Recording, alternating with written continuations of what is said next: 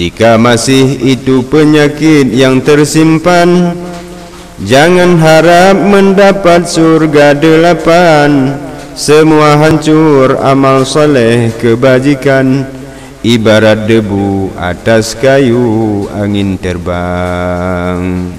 Dalam salat terhijab hati berdindingan, lupa Allah teringat yang macam-macam. Di luar salat apalagi banyak urusan, nampak semua mulai takbiratul ihram. Karena hati laksana bangkai berkotoran, tanpa pagar bisa masuk semua binatang.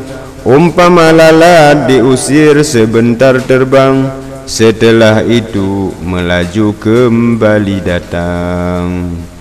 Dengan zikrullah diusir semua mungkaran. La ilaha illallah dihias makanan lisan. Allah Allah disambut hati yang dalam. Hati yang hidup terhias jiwa yang tenang. Dalam ibadah terdapat banyak hambatan, letih lesu pegal linu ketiduran, kebas kaki badan sakit kehausan, banyak lain didaya jin yang beriman. Sampai di mana kesanggupan dipertahan, terus kerjakan sebagaimana anjur mursyidan. Makin diselam makin dalam akan tujuan, jika datang zu tinggal ambil kelazatan. Si pelaksana tidak tahu sampai tujuan, bukan kita yang mengata tapi orang.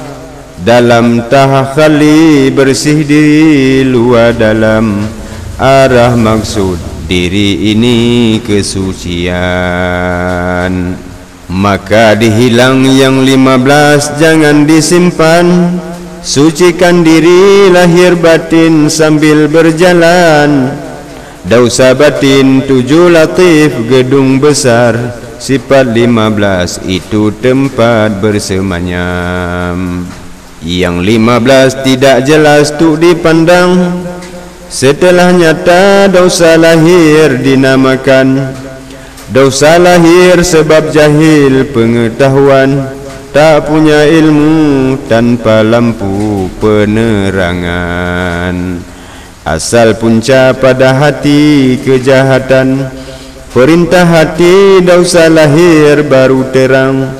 Mata, telinga, hidung, mulut jadi reman, tangan dan kaki berani berbuat curang. Dalam takhalli renggang diri wahai taulan, maksiat lahir maksiat batin dihilangkan.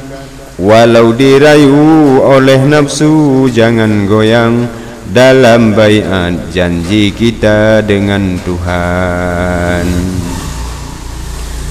Jika melanggar binasa diri di kemudian, binasa tubuh diperjatuh lagi ke lubang. Kembali lagi paling sukar wahai teman, sudah melanggar sumpah janji dan aturan.